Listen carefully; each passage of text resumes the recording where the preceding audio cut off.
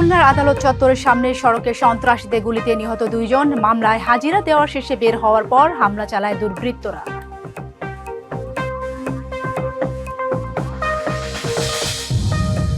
কুড়িগ্রামে নাগেশ্বরী উপজেলা জমি নিয়ে দুই পক্ষের সংঘর্ষে 3 জন নিহত, আহত কয়েকজন, এলাকা থমথমে।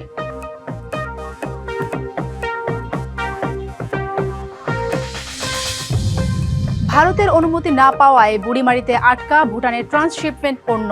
কন্টেইনারে রয়েছে 6 ধরনের সামগ্রী।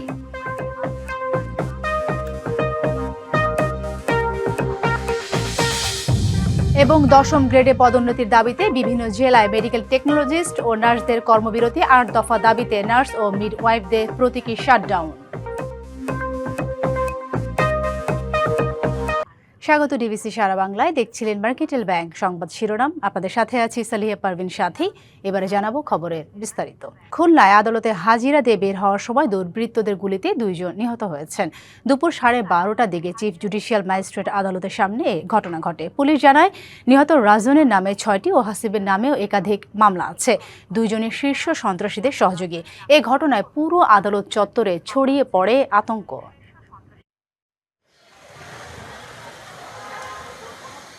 রবিবার খুলনা মহানগর ও দায়রা জজ আদালতে একটি অস্ত্র মামলার হাজিরা দিতে আসেন রূপসার বাগমারা এলাকার ফজলে রাব্বি রাজন ও হাসিব হাওলাদার। হাজিরা দিতে আদালতের ফটকের সামনে মোটরসাইকেল রেখে চাপান করতে দাঁড়িয়েছিলেন। এ সময় 4 থেকে 5 জন দুর্বৃত্ত তাদের উপর গুলি চালায় ও চাপাতি দিয়ে কুপিয়ে জখম করে পালিয়ে যায়। কোর্টের সামনে ছিলাম, আসামিপক্ষ নাকি 6 জন হাজিরা দিতে আসছিল, 4 জনের ভিতরে ঢুকাইছে আর 2 জনের জামিন দিয়েছে। ওই 2 জন বাইরে আসলে এখানে গুলির আওয়াজ শুনলে এইখান থেকে গুলি করছে, ওরা ওইখানে আইল্যান্ডের পাড়ে যাই পড়ে গেল। প্রথম দেখলাম যে গুলির আওয়াজ, তারপরে ওই যে চাপারতে ওই দিকে কোপ দিয়েছে, দিয়ে ওরা মোটরসাইকেলে চলে গেছে। আশঙ্কাজনক অবস্থায় আহত 2 জনকে উদ্ধার করে খুলনা মেডিকেল কলেজ হাসপাতালে নেওয়া হলে চিকিৎসক তাদের মৃত ঘোষণা করেন। ঘটনাস্থল পরিদর্শন করেছেন পুলিশ সহ বিভিন্ন গোয়েন্দা সংস্থার কর্মকর্তারা। সিসিটিভি ফুটেজ দেখে আসামিদের শনাক্ত ও গ্রেপ্তারের চেষ্টা চলছে বলে জানিয়েছে পুলিশ। ব্যবহৃত গুলি আছে, একটা চাপাতির মতো একটা সাদৃশ্য একটা বস্তু আছে, 2টো মোটরসাইকেল পড়ে আছে। আশপাশ থেকে আমরা তথ্য সংগ্রহের কাজ শুরু করেছি। এদিকে এ ঘটনায় পুরো আদালত চত্বরে ছড়িয়ে পড়ে আতঙ্ক। উদ্বেগ প্রকাশ করেছেন জেলার আইনজীবীরা। এটা আমাদের জন্য খুবই আতঙ্কজনক। কোর্ট অঙ্গনে পরিবেশ রাখার জন্য পুলিশের যে ভূমিকা থাকার প্রয়োজন ছিল, যে প্রোটেকশনের দরকার ছিল, কোনো প্রোটেকশন নেই। অপরাধী যত বড়ই হোক না কেন, এইভাবে তার মৃত্যু হবে, এইভাবে বিনা বিচারে এভাবে তাদের মেরে ফেলবে, এটা আইনের প্রতি সম্পূর্ণ তোয়াক্কা না করে সব করছে। গেল 3রা মে নগরীর সোনাডাঙ্গা মডেল থানার আরামবাগ এলাকায় অভিযান চালিয়ে রাজন রাব্বি সহ 11 জনকে গ্রেপ্তার করে পুলিশ। আদালতে তাদের হাজিরার দিন ছিল রবিবার। DBC news desk. বাংলাদেশে ভূখণ্ড ব্যবহার করে থাইল্যান্ড থেকে আনা ভুটানের প্রথম পরীক্ষামূলক চালান ভারতের অনুমতি না পাওয়ায় লালমনিরহাটের বুড়িমারী স্থলবন্দরে আটকা পড়েছে। সকাল পর্যন্ত সড়ক পথ ব্যবহার করে ভুটানের ট্রান্সশিপমেন্ট পণ্য পরিবহনের জন্য অনুমতি দেয়নি ভারতীয় কর্তৃপক্ষ। ফলে থাইল্যান্ড থেকে সমুদ্রপথে আসা ভুটানের পরীক্ষামূলক ট্রান্সশিপমেন্ট চালান বন্দরেই আটকে আছে। থাইল্যান্ডের ব্যাংক 8 সেপ্টেম্বর ভুটানের আমদানিকারক প্রতিষ্ঠান আবিদ ট্রেডিংয়ের মাধ্যমে 6 ধরনের পণ্য কন্টেইনারে পাঠায়। ল্যামচাবাং বন্দর থেকে ছাড়ানো এসব পণ্য 22 সেপ্টেম্বর চট্টগ্রাম সমুদ্র বন্দরে পৌঁছায়। প্রথম কন্টেইনারটি 28 নভেম্বর বুড়িমারী স্থল বন্দরে আনে C&F প্রতিষ্ঠান NM ট্রেডিং কর্পোরেশন। বাংলাদেশ থেকে ভারতের সড়ক পথ হয়ে ভুটানে পৌঁছানোর জন্য যে অনুমোদন দরকার, চ্যাংড়াবান্ধা স্থলবন্দর কর্তৃপক্ষ তা পায়নি। ট্রানজিট পণ্য চালানটি সেটি ইতিমধ্যে বুড়িমারী কাস্টমস স্টেশনে এসে পৌঁছেছে এবং আমরা বুড়িমারী আমাদের কাস্টমস আনুষ্ঠানিকতা সফলভাবে সম্পন্ন করেছি। ইন্ডিয়ান কাস্টমসের কাছ থেকে এখনও রুট পারমিট পাই নাই। রুট পারমিট পাওয়া মাত্র আমরা আমাদের এই চালানটি খালাস প্রদান করব। 10ম গ্রেডে পদোন্নতি দাবিতে দেশের বিভিন্ন জেলায় আন্দোলন করেছেন মেডিকেল টেকনোলজিস্ট ও ফার্মাসিস্টরা। সকাল 9টা থেকে 2 ঘন্টার কর্মবিরতি পালন করেন তারা। কুমিল্লা মেডিকেল টেকনোলজিস্ট ও ফার্মাসিস্টরা দ্রুত দাবি বাস্তবায়ন না হলে 3রা ডিসেম্বর অর্ধ দিবস কর্মবিরতির কথা জানিয়েছেন। চুয়াডাঙ্গা সদর হাসপাতালে কর্মবিরতি পালন করেছেন টেকনোলজিস্ট ও ফার্মাসিস্টরা। তাদের অভিযোগ, দীর্ঘদিন ধরে বৈষম্য শিকার তারা, বাস্তবায়ন হয়নি ন্যায্য 10ম গ্রেড। নোয়াখালীতে হেলথ ডিপ্লোমাধারীরা কর্মবিরতি পালন করেন। এ সময় স্থবির হয়ে পড়ে স্বাস্থ্যসেবা। ঝালকাঠি সদর হাসপাতাল চত্বরে 2 ঘণ্টাব্যাপী কর্মবিরতি পালন করেন মেডিকেল টেকনোলজিস্টরা। নেত্রকোনা মেডিকেল টেকনোলজিস্ট ও ফার্মাসিস্টরা কর্মবিরতি পালন করে অবিলম্বে 10ম গ্রেড বাস্তবায়নের দাবি জানান। এছাড়া একই দাবিতে ফেনী, নওগাঁ ও নাটোরে পালন হয়েছে কর্মবিরতি। স্বতন্ত্র নার্সিং ও মিডওয়াইফরা অধিদপ্তরকে ভিন্ন অধিদপ্তরে একীভূত করার অপচেষ্টা বন্ধ, জাতীয় নার্সিং কমিশন গঠনসহ 8 দফা বাস্তবায়নের দাবিতে দেশের বিভিন্ন স্থানে 2 ঘণ্টার প্রতীকী কর্মবিরতি পালিত হয়েছে। সকাল 10টা থেকে বেলা 12টা পর্যন্ত পঞ্চগড় আধুনিক সদর হাসপাতাল চত্বরে প্রতীকী শাটডাউনে জেলা নার্সেস অ্যাসোসিয়েশন ও পঞ্চগড় মিডওয়াইফারি সোসাইটির সদস্য, সদর হাসপাতালের নার্স সহ পঞ্চগড় নার্সিং ইনস্টিটিউটের শিক্ষার্থীরা অংশ নেন। বক্তারা বলেন, 48 বছর ধরে স্বতন্ত্র নার্সিং প্রশাসন মিডওয়াইফারি অধিদপ্তরের অধীনে রয়েছে, কিন্তু এটি ভিন্ন অধিদপ্তরের আওতায় নিয়ে যাওয়ার অপচেষ্টা হচ্ছে। এটা মেনে নেওয়া হবে না। একই দাবিতে চুয়াডাঙ্গা সদর হাসপাতালের প্রধান ফটকের সামনে জরুরি সেবা ছাড়া সব কার্যক্রম বন্ধ রেখে কর্মসূচি পালন করেন তারা। দাবি পূরণ না হলে আগামীতে কমপ্লিট শাটডাউনের হুঁশিয়ারি দেওয়া হয়েছে। এছাড়া মেহেরপুর, সাতক্ষীরা, নওগাঁ সহ দেশের বিভিন্ন স্থানে প্রতীকী কর্মবিরতি পালন করা হয়। নতুন সার নীতিমালায় খুচরা সার বিক্রেতা, আইডি কার্ডধারীদের বহাল রাখা এবং টিও লাইসেন্সের দাবিতে মাগুরা ও শরীয়তপুরে মানববন্ধন হয়েছে। মাগুরায় খুচরা সার বিক্রেতা অ্যাসোসিয়েশন অব বাংলাদেশ এর আয়োজন করে। সভাপতি ও সাধারণ সম্পাদক জানান, তারা সরকারের সিদ্ধান্তের পরিবর্তন চান। মানববন্ধন শেষে সংশ্লিষ্ট কর্তৃপক্ষের কাছে স্মারকলিপি জমা দেন তারা। শরীয়তপুর সকালে জেলা প্রশাসকের কার্যালয়ের সামনে মানববন্ধন ও বিক্ষোভ হয়। ব্যবসায়ীরা বলেন, খুচরা সার বিক্রেতারা কৃষকদের কাছে সরাসরি সার পৌঁছে দিতে গুরুত্বপূর্ণ ভূমিকা পালন করে। নতুন নীতিমালা কার্যকর হলে কৃষি উৎপাদনে বিরূপ প্রভাব পড়বে। পরে তারা জেলা প্রশাসকের মাধ্যমে প্রধান উপদেষ্টার কাছে স্মারকলিপি দেন। সিরাজগঞ্জের বৈষম্য বিরোধী ছাত্র আন্দোলনের জেলা কমিটি থেকে অর্ধশতাধিক নেতাকর্মী পদত্যাগ করেছেন। দুপুরে সিরাজগঞ্জ প্রেস ক্লাবে সংবাদ সম্মেলন করে আনুষ্ঠানিকভাবে তারা পদত্যাগ করেন। পদত্যাগকারী নেতারা জানান, বৈষম্য বিরোধী ছাত্র আন্দোলনের সাম্প্রতিক সাংগঠনিক বিশৃঙ্খলা, অস্বচ্ছ সিদ্ধান্ত এবং দায়িত্বজ্ঞানহীন আচরণের কারণে তারা জেলা কমিটির সঙ্গে সব ধরনের সম্পৃক্ততা আনুষ্ঠানিকভাবে প্রত্যাহার করেছেন। তারা বলেন, সম্প্রতি যেভাবে পূর্বের বৈধ কমিটিকে বিলুপ্ত না করেই একতরফা পকেট কমিটি ঘোষণা করা হয়েছে তা অগণতান্ত্রিক। আহ্বায়ক কমিটির মতামত উপেক্ষা করে এই সিদ্ধান্ত নেওয়া হয়েছে, যা কোনোভাবেই গ্রহণযোগ্য নয়। তারা জানান, নতুন কমিটিতে অন্তর্ভুক্ত একাধিক ব্যক্তির বিরুদ্ধে চাঁদাবাজি, অনৈতিক আচরণ, মাদক সম্পৃক্ততা এবং প্রতিপক্ষ রাজনৈতিক দলের সঙ্গে সংশ্লিষ্টতার অভিযোগ আছে।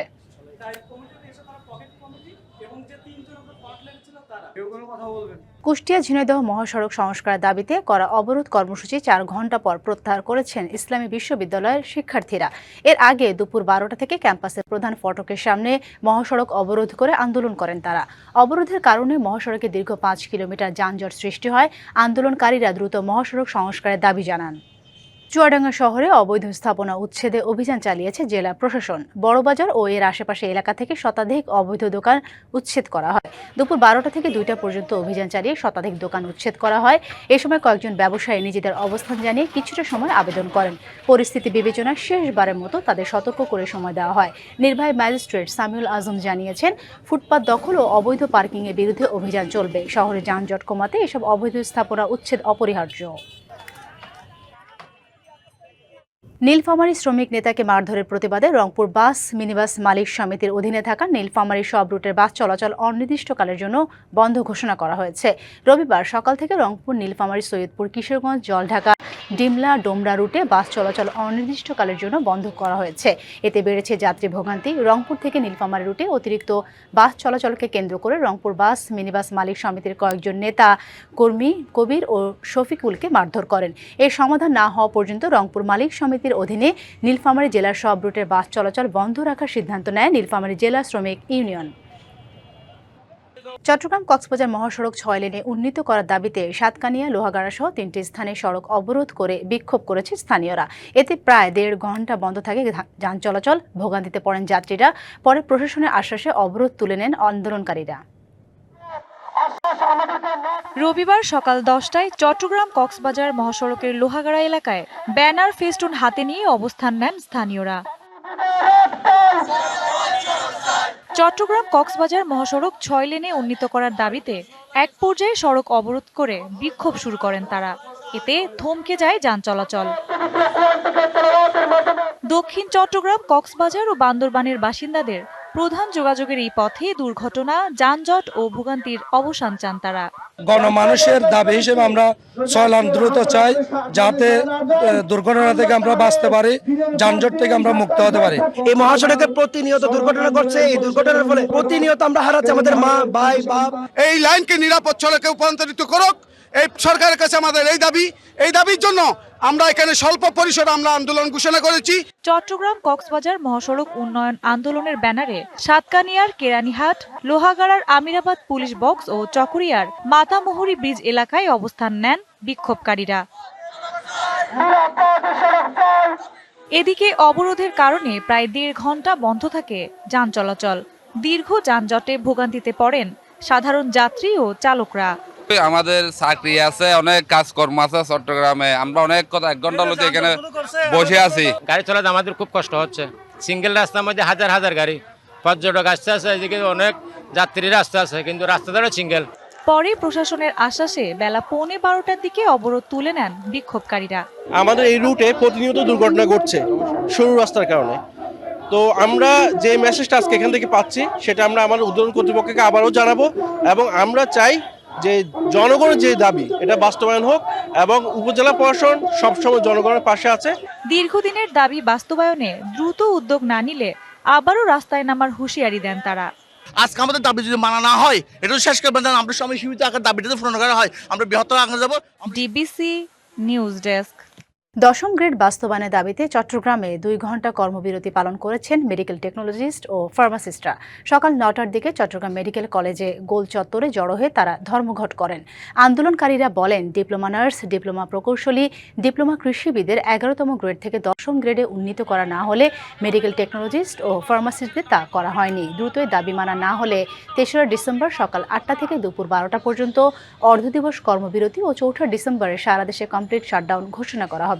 এদিকে 2রা ডিসেম্বর স্বতন্ত্র নার্সিং কমিশন গঠন, নার্সিং ও মিড ওয়াইফারি বিলুপ্তির চেষ্টা বন্ধ করা সহ 8 দফা মানা না হলে সারা দেশে কমপ্লিট শাটডাউনের ঘোষণা করেছে বাংলাদেশ নার্সেস অ্যাসোসিয়েশন। চট্টগ্রাম ইপিজেডে বকেয়া বেতনের দাবিতে বিক্ষোভ করেছেন জেএমএস গার্মেন্টসের শ্রমিকরা। 8 মাসে বকেয়া বেতনের দাবিতে সকালে তারা এই কর্মসূচি পালন করে। শ্রমিক কর্মচারীদের অভিযোগ, কারখানা মালিক মোস্তফা মাহমুদ নানা অজুহাতে বছরের পর বছর বকেয়া আটক রেখেছেন। গেল 4ঠা জুন কারখানা বন্ধের নোটিশ দিলেও পরিশোধ করেননি কোনো পাওনা। তাদের দাবি, মালিকের অন্য 2 গার্মেন্টসে বেতন নিয়মিত দেওয়া হলেও জেএমএস এর শ্রমিকদের দেওয়া হয়নি। বকেয়া বেতন পরিশোধ করা না হলে 13 ডিসেম্বর ইপিজেড বেবজা গেটে আমরণ অনশনের ঘোষণা দেন শ্রমিকরা। কক্সবাজারের টেকনাফে ক্রিস্টাল মেথ আইস ও ইয়াবা পাচার মামলায় 2 আসামিকে মৃত্যুদণ্ডের রায় দিয়েছে আদালত। দুপুরে আসামিদের উপস্থিতিতে রায় ঘোষণা করেন বিচারক। 2016 সালের 16 জুন রাতে টেকনাফের নীলা ইউনিয়নের মিয়ানমার থেকে মাদকের বড় একটি চালান পাচারের খবরে বিজিবির একটি দল অভিযান চালায়। এ সময় ধাওয়া দিয়ে আব্দুর রহমান ও নূর মোহাম্মদকে গ্রেপ্তার করা হয়। ঘটনাস্থলে তল্লাশি চালিয়ে 4 কেজি 315 গ্রাম ক্রিস্টাল মেথ আইস এবং 1 লাখ পিস ইয়াবা উদ্ধার করা হয়। এই ঘটনায় 6 জনকে আসামি করে টেকনাফ থানায় মামলা করে বিজিবি।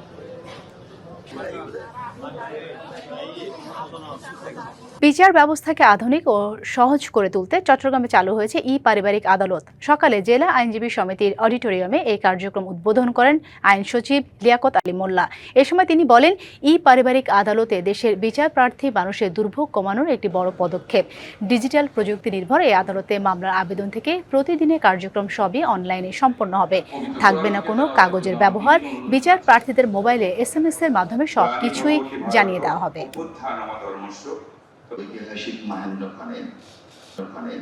সমুদ্র এলাকায় দেশের সার্বভৌমত্ব সংরক্ষণ, সমুদ্র সম্পদের রক্ষণাবেক্ষণ ও সমুদ্রপথের নিরাপত্তা নিশ্চিতে বঙ্গোপসাগরে সফল ক্ষেপণাস্ত্র উৎক্ষেপণের মধ্য দিয়ে শেষ হল নৌবাহিনীর বার্ষিক সমুদ্র মহড়া। নৌবাহিনীর frigate, corvette, OPV, Minesweeper, petrol craft, missile boat সহ বিভিন্ন যুদ্ধ জাহাজ মহড়ায় অংশ নেয়। এছাড়া নৌবাহিনীর মেরিটাইম পেট্রোল এয়ারক্রাফট, হেলিকপ্টার ও বিশেষায়িত ফোর্স সোয়ার্স অংশগ্রহণ করে। মহড়ায় নৌবাহিনীর জাহাজ থেকে ক্ষেপণাস্ত্র উৎক্ষেপণ, shoulder launch surface two air missile firing, anti-air rapid open fire, নৌ কমান্ডারদের সার্চ অ্যান্ড সিজার ও নৌযুদ্ধের বিভিন্ন কলাকৌশল প্রদর্শন করা হয়। 5 দিনব্যাপী মহড়ার সমাপনী দিনে স্বরাষ্ট্র উপদেষ্টা সহ 4 জন উপদেষ্টা বিশেষ অতিথি হিসেবে যোগ দেন। পার্বত্য শান্তি চুক্তি দীর্ঘদিন পেরিয়ে গেলেও মৌলিক ধারাগুলো বাস্তবায়ন হয়নি। শান্তি চুক্তির ২৮ বছর পূর্তিকে সামনে রেখে সকালে খাগড়াছড়িতে পার্বত্য জনসংহতি সমিতির সংবাদ সম্মেলনে একথা বলেন বক্তারা। তারা আরও বলেন, চুক্তির স্বাক্ষরকারী সরকার এক যুগের বেশি সময় ক্ষমতায় থাকলেও চুক্তির মৌলিক ধারাগুলো বাস্তবায়ন করেনি। আর জুলাই গণ অভ্যুত্থানের পর অন্তর্বর্তী সরকারের পক্ষ থেকেও কোনো পদক্ষেপ গ্রহণ করেনি। এসব কারণে পাহাড়ে এখনও অশান্তি বিরাজ করছে বলেও দাবি করেন তারা।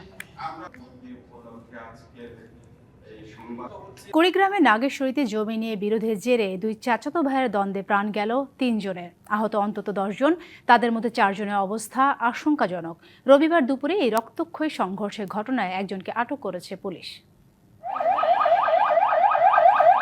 প্রায় ১ বছর আগে নাগেশ্বরী উপজেলার সন্তোষপুর ইউনিয়নের হাইলাটেরি গ্রামের নূর মোহাম্মদ মানিক ও আলতাফ হোসেন যৌথভাবে ১৮ শতক জমি কেনেন। জমির দখল নিয়ে দুই ভাইয়ের মধ্যে বিরোধ চলে আসছিল অনেক দিন ধরেই। স্থানীয়ভাবে একাধিকবার সালিশ বৈঠক হলেও সমাধান আসেনি। রবিবার ওই জমি ধান কাটা নিয়ে আবার বিরোধে জড়ায় দুপক্ষ। বাকবিতণ্ডার এক পর্যায়ে শুরু হয় সংঘর্ষ। দেশীয় অস্ত্র নিয়ে পাল্টাপাল্টি হামলায় ঘটনাস্থলে প্রাণ যায় মানিক মুন্সির ছেলে এরশাদ ও বোন কুলসুম বেগমের। আহত হয় আরও বেশ কয়েকজন। হাসপাতালে নেওয়া হলে চিকিৎসক মৃত ঘোষণা করেন আলতাফ হোসেনকে। গুরুতর আহত ৪ জনকে পাঠানো হয় রংপুর মেডিকেল কলেজ হাসপাতালে। বাকিরা চিকিৎসা নিচ্ছেন কুড়িগ্রাম সদর হাসপাতালে। এ ঘটনার সুষ্ঠু তদন্ত করে বিচারের দাবি দুই পক্ষেরই। বর্তমানে পরিস্থিতি নিয়ন্ত্রণে রয়েছে বলে জানিয়েছে পুলিশ। এই ঘটনায় আটক করা হয়েছে একজনকে। মামলা হলে তদন্ত করে পরবর্তী ব্যবস্থা নেওয়া হবে বলেও জানায় পুলিশ। DBC news desk.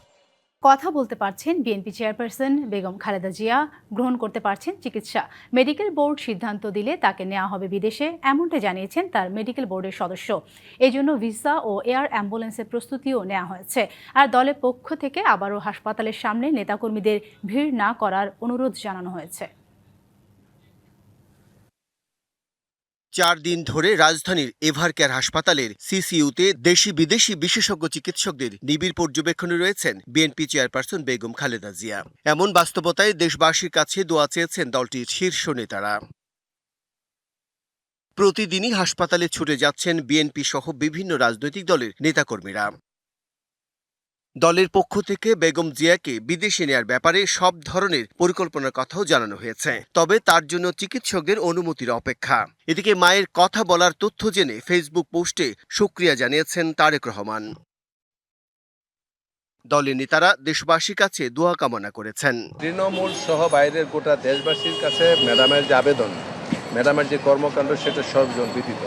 কারণ গণতন্ত্রের জন্য, মানুষের অধিকার প্রতিষ্ঠার জন্য, দেশের জন্য যা করেছেন সেটা তুলনা করা দুষ্কর। তো সকলের প্রতি আমাদের দাবি, আমাদের অনুরোধ যে আল্লাহর কাছে যেন সকলে দোয়া চান। দলের নেতাকর্মী আর শুভাকাঙ্ক্ষীদের হাসপাতালে ভিড় না করতেও আবারও অনুরোধ জানানো হয়েছে। তার বিদেশ যাওয়ার ব্যাপারে তার মেডিকেল বোর্ড এখনো কোনো পরামর্শ দেননি। সেখানে চিকিৎসকরা তো কর্তব্যরত আছেনই, অবনতিশীল হয়নি, কিন্তু তাই বলে যে খুব একটা উন্নতি হয়েছে এরকমও আমরা খবর পাইনি। এদিকে বেগম খালেদা জিয়ার সুস্থতা কামনা করে চিঠি পাঠিয়েছেন পাকিস্তানের প্রধানমন্ত্রী Shehbaz Sharif. Bijon Kumar Das, DBC news, Dhaka. BNP chairperson Begum Khaleda জিয়ার শারীরিক অবস্থার খবর জানাতে রাজধানী এভারকেয়ার হাসপাতাল থেকে যুক্ত হচ্ছেন সহকর্মী হাসিব পান্থ। হাসিব, আমরা খবর যেটা দেখলাম, বেগম খালেদা জিয়া এখন কথা বলতে পারছেন এবং তিনি চিকিৎসা গ্রহণ করতে পারছেন। মেডিকেল বোর্ডের পক্ষ থেকে তার সর্বশেষ শারীরিক অবস্থা কি জানানো হয়েছে আমাদের জানাবেন। ধন্যবাদ সাথী, আপনি যেমনটি বলছিলেন বা আমরা কিছুক্ষণ আগে যেমনটি দেখছিলাম, আমি অবস্থান করছি এভারকেয়ার হাসপাতালের মূল ফটকের সামনেই। তবে দিনব্যাপী কিন্তু আসলে অন্যান্য দলের রাজনৈতিক নেতাকর্মীরা তাকে দেখতে আসছিলেন এবং আমরা যতদূর ভেতরে থেকে খবর জানতে পেরেছি যে তার অবস্থা কিন্তু এখন অপরিবর্তিত রয়েছে। তিনি আগের থেকে সামান্য কিছুটা উন্নতি হলেও আসলে একই রকম রয়েছে। তবে মেডিকেল বোর্ডের কিন্তু এখন পর্যন্ত কোনো সিদ্ধান্ত আমরা দুপুরের পর থেকে আমরা পাইনি। তবে এভারকেয়ার হাসপাতালের সামনে যারা বিএনপি করেন, রাজনীতি করেন, অনেক নেতাকর্মী এসেছেন, ভিড় জমাচ্ছেন। এছাড়াও সারা দেশব্যাপী কিন্তু তার জন্য দোয়া চাওয়া হচ্ছে, দোয়া করা হচ্ছে। আমি একটু যুক্ত করব যে আসলে আজ দুপুরেও কিন্তু বিএনপির কেন্দ্রীয় কার্যালয় থেকে তাদের 1 তারিখের যেই কর্মসূচিটি ছিল সেটিও কিন্তু স্থগিত করা হয়েছে। সব মিলিয়ে কিছুক্ষণ আগে কর্নেল অলি এসেছিলেন, একজন দলের দীর্ঘদিন তিনি রাজনীতি করেছেন। এছাড়াও আরও তিনি ভেতরে গিয়েছিলেন, কথা বলেছেন চিকিৎসকদের সঙ্গে। তার বরাত আমরা জানতে পেরেছি যতটুকু, যে বেগম জিয়া কিন্তু এখনো অপরিবর্তিত রয়েছেন এবং তার যেহেতু তিনি দীর্ঘদিন যাবৎ কিডনির জটিল রোগ থেকে শুরু করে লিভার থেকে শুরু করে নানা ধরনের জটিলতায় ভুগছিলেন, তো স্বাভাবিকভাবেই তার গত 3-4 দিন যাবৎ কিন্তু তার ডায়ালাইসিস টানা চলেছে এবং পরবর্তীতে কিন্তু আজ একটু স্বাভাবিক হয়েছে। তবে একেবারেই যে সুস্থ হয়ে গিয়েছেন বিষয়টি কিন্তু এমন নয়, কেননা মেডিকেল যে বোর্ডটি রয়েছে তার পরামর্শ অনুযায়ী কিন্তু আমরা জানতে পারিনি। তবে আমি একটু কথা বলার চেষ্টা করব যারা এখানে এসেছেন, বিএনপির নেতাকর্মীরা, যে কখন এসেছেন এবং কি দেখছেন। আমরা দুপুরবেলা এখানে এসেছি এবং বেগম জিয়ার দেশমাতা খালেদা জিয়ার খোঁজখবর নেওয়ার জন্য।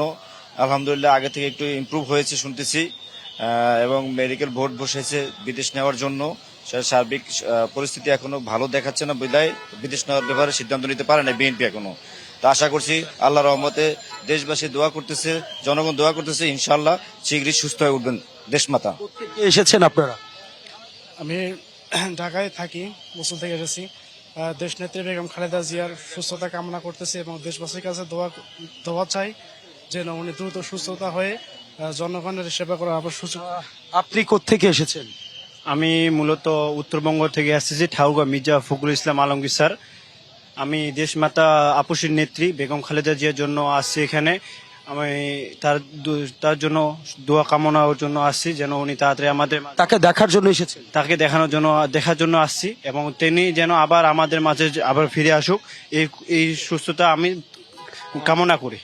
সাথী, আমি কথা বলছিলাম, আমার পেছনে দাঁড়িয়ে থাকা বিএনপির যে সকল নেতৃত্ববৃন্দ ছিল অনেকেই কিন্তু অনেক জায়গা থেকে এসেছে। যেমনটি মাত্রই কথা বললাম, তিনি সেই উত্তরবঙ্গ থেকে ছুটে এসেছেন তাকে একটি নজর দেখার জন্য। তবে সব মিলিয়ে কিন্তু আসলে বেগম জিয়া, যিনি আসলে বিএনপি চেয়ারপারসন, তার সুস্থতার জন্য সারা দেশবাসী দোয়া করছেন এবং তিনি যেন শীঘ্রই সুস্থ হয়ে রাজনীতির মাঠে আবারও ফিরে আসেন সেই প্রত্যাশা করছেন।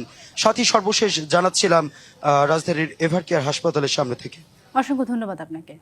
আশ্বাস নয়, অ্যাকশনের রাজনীতিতে বিশ্বাসী জামায়াত, এমন মন্তব্য করেছেন দলটির আমির ডাক্তার শফিকুর রহমান।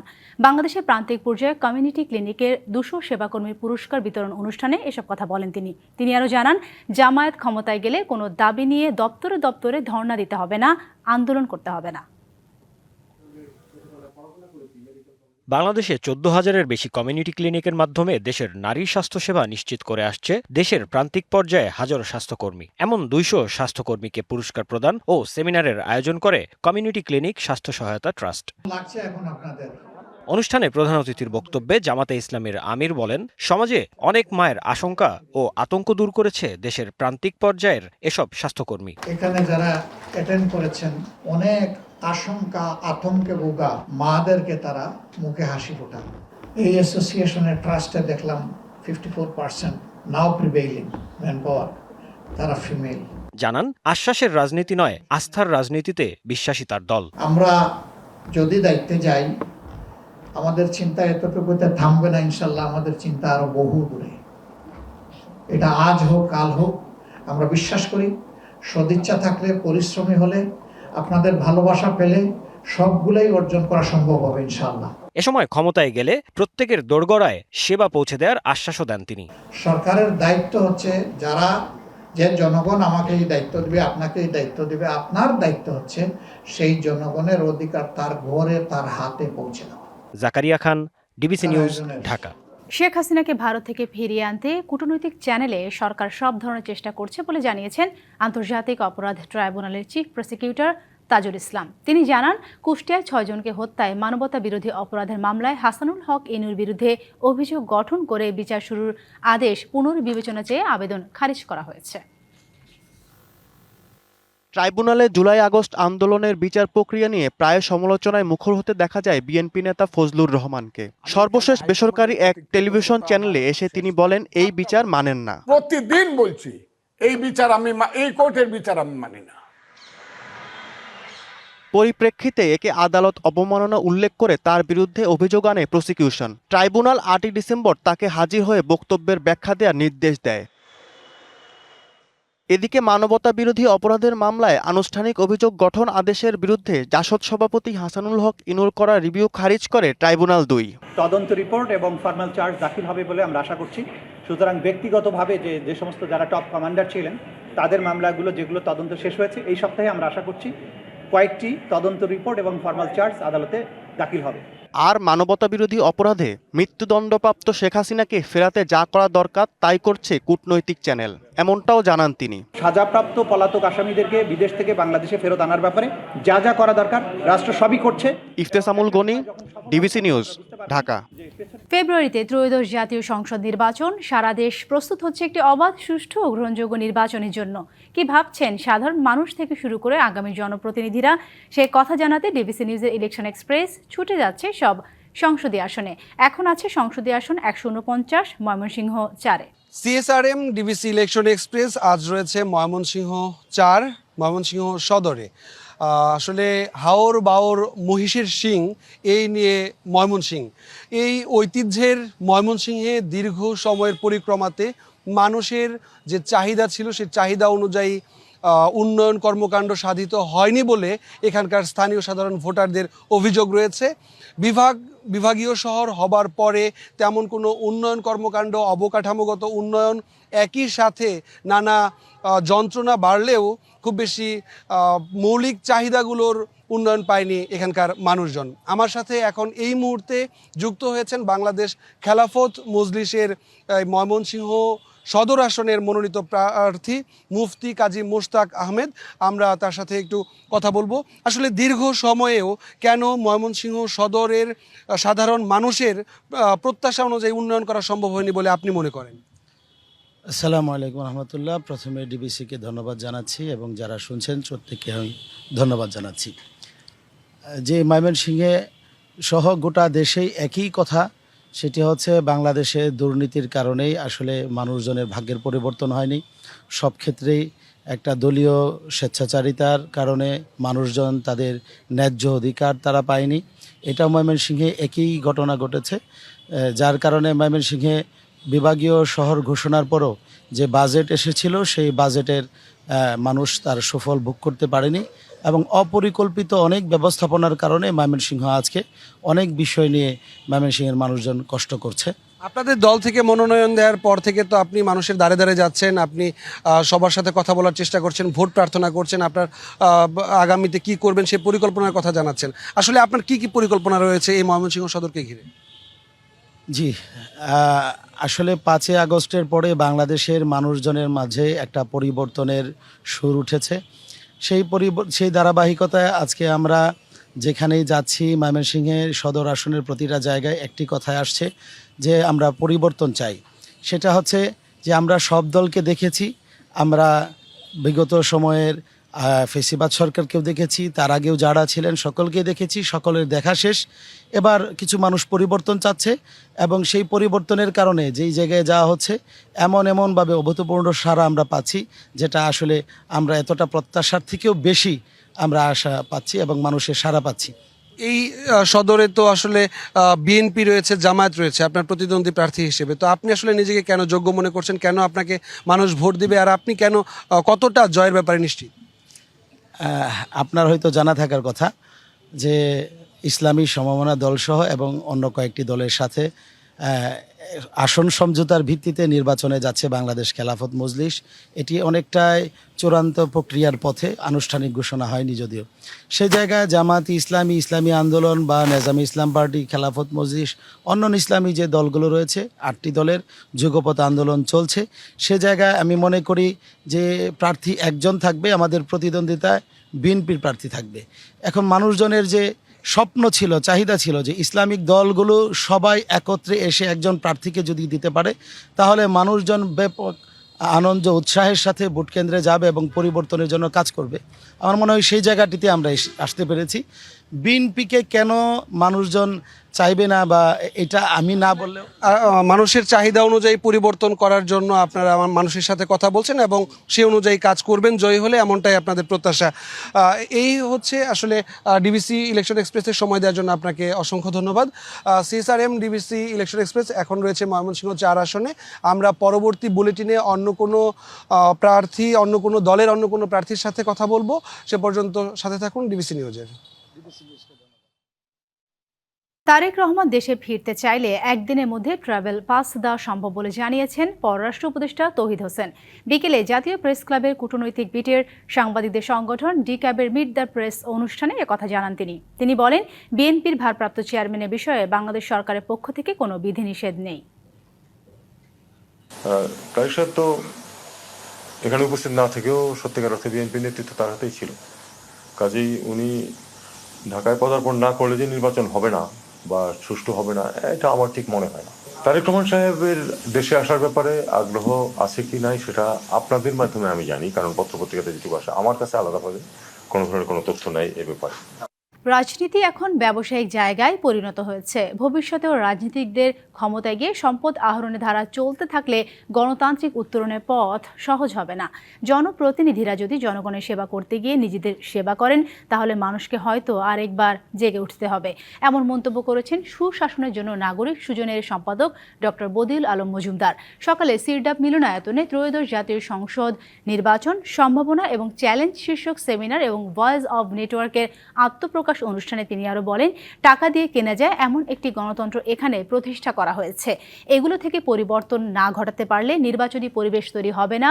সুষ্ঠু নির্বাচনের জন্য কমিশনকে নিরপেক্ষ ও শক্তিশালী হতে হবে, না হলে সুষ্ঠু নির্বাচন করা সম্ভব নয় বলেও জানান তিনি। পাশাপাশি দেশে গণতান্ত্রিক উত্তরণের জন্য নির্বাচনকালীন সরকার দরকার বলেও মত তার। আমাদের নির্বাচনী অঙ্গনটা অপরিচ্ছন্ন, অর্থাৎ নির্বাচনী অঙ্গনটা দুর্বৃত্তাই। গণতান্ত্রিক উত্তরণ মানে একটা টেকসই গণতান্ত্রিক ব্যবস্থা, সেটা সৃষ্টি হয়নি এবং এই জন্য আরো অনেক কিছু দরকার যেটা ঘাটতি রয়েছে। সুষ্ঠু নির্বাচনের কথাও বিরাট প্রতিবন্ধকতা আছে। গাজায় ইসরায়েলি হামলায় নিহতের সংখ্যা 70,000 ছাড়িয়েছে বলে জানিয়েছে স্বাস্থ্য মন্ত্রণালয়। স্থানীয় সময় শনিবার স্বাস্থ্য মন্ত্রণালয় জানায়, বৃহস্পতিবার থেকে আরও 301 জন নিহতের সংখ্যায় যোগ হওয়ার পর মৃতের সংখ্যা দাঁড়িয়েছে 70,100 জন। শনিবার গাজার বিভিন্ন স্থানে স্থল, নৌ ও বিমান 3 দিক থেকেই নতুন করে হামলা চালায় ইসরায়েলি বাহিনী। খান ইউনিসের পূর্ব দিকে বানি সুফাইলা শহরে ড্রোন হামলায় 2 ফিলিস্তিনি শিশুর মৃত্যু হয়েছে বলে জানিয়েছেন চিকিৎসাকর্মীরা। খান ইউনিসের উত্তর পূর্বাঞ্চলে আল কারারা এলাকায় ইসরায়েলি গোলা ও বোমাবর্ষণে কমপক্ষে 3 জন ফিলিস্তিনি আহত হয়েছেন। গাজা সিটির পূর্বাঞ্চলীয় তুফাহ এলাকায়ও ইসরায়েলি বিমান থেকে হামলা চালানো হয়। পাশাপাশি দক্ষিণাঞ্চলের রাফার পূর্ব দিকেও চালানো হয় হামলা।